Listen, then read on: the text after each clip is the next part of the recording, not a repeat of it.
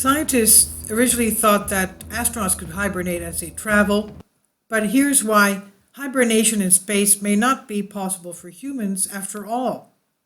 Sending humans virtually anywhere in space beyond the moon pushes logistics of health, food, and psychology to limits we're only just beginning to grasp. The staple solution to these problems in science fiction is so simple: put in void travelers to bed for a while. In a sleep-like state akin to hibernation or torpor, metabolism drops and the mind is spared the boredom of waiting out endless empty hours.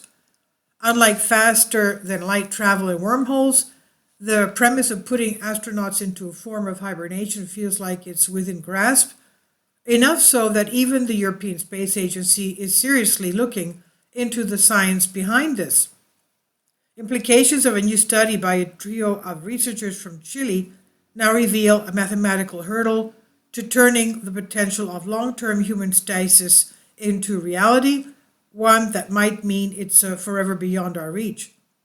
Roberto Nespolo and Carlos Mejias from the Millennium Institute for Integrative Biology and Francisco Bozinovic from the Pontifical Catholic University of Chile set out to unravel the relationship between body mass and energy expenditure in animals that hibernate.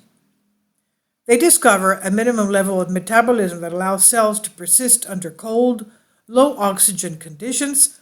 For relatively heavy animals like us, the energy savings we might expect from entering a deep hibernation-like state would be negligible, they found. In fact, we'd probably be better off just napping our days away the old-fashioned way. The word hibernation often invokes images of a bear tucked away in a den for a long winter's rest. While bears do shut down for several long cold months, their dormancy is not quite like the true hibernation among smaller critters like ground squirrels and bats. Yes, bats hibernate, I just recently found out. Now, in these animals, body temperature plummets, metabolism shrinks, and heart rate and breathing slow down. This process can reduce energy expenditure by as much as 98% in some cases, removing the need to waste effort hunting or foraging. However, even in this state, the animal can still lose more than a quarter of its body weight as it burns through its fuel reserves. If we apply the same basic mathematics to a hibernating adult human, a daily food intake of around 12,000 kilojoules would be replaced by a need for just a couple hundred kilojoules of body fat. Keeping with this scenario, we might imagine our intrepid space tourist tucked up in their specially kitted bed would lose just over 6 grams of fat a day. Over a year, this would add up to around 2 kilograms of weight. That's about 4 or 5 pounds.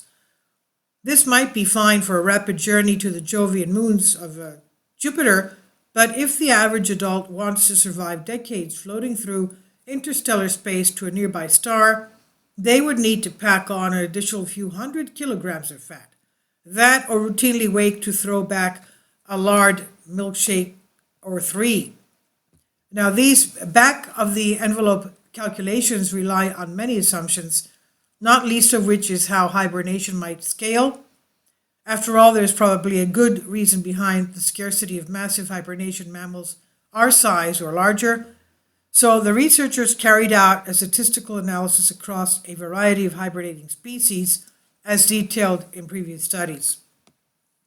From this, they concluded the daily energy expenditure of hibernating animals scales in a fairly balanced way. So a gram of tissue from a tiny animal, like the 25-gram leaf-eared bat, consumes as much energy as a gram of tissue from a 280-gram hibernating ground squirrel. We could assume that if we ever worked out how to hibernate as efficiently as a dormouse, every gram of our tissue would require the same energy as every gram of theirs. It's a different story when mammals are active, though. The scaling of the relationship between active metabolism and mass produces a slightly different graph that reveals a point at which hibernating does not really save a great deal of energy for bigger beasts like us. That point is near our own mass, implying our total energy needs while hibernating are not going to be significantly different from those while we are merely at rest. This could be why bears don't really hibernate in the same way smaller animals do, and it also means for us humans going to all the risk and trouble of cooling our bodies, dropping our heart rate and breathing, and artificially dressing our metabolism just might not give us the results we hoped for. If we want to save our boredom and keep from munching through the ship's supply of freeze-dried ice cream, we might as well binge. The Expanse takes a bunch of sedatives or doze our way to Mars. Forcing humans to hibernate just is not going to be worth the hassle, the scientists found. This has been published in Proceedings of the Royal Society B, and it's on Science Alert by Mike McRae. Please leave your comments, and thank you for your support.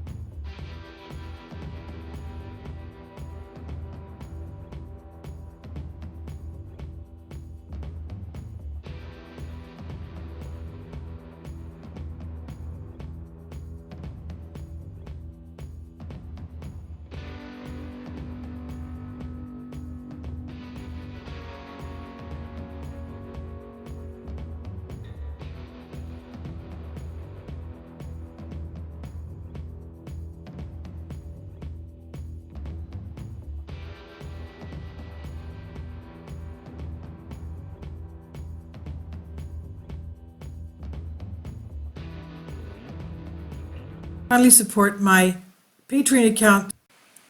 The daily posts are 5 videos daily, and they are totally different from what I have on my YouTube channel. Thank you so much for your support and that you find all my content so interesting. You'll find the Patreon account details in the description box below.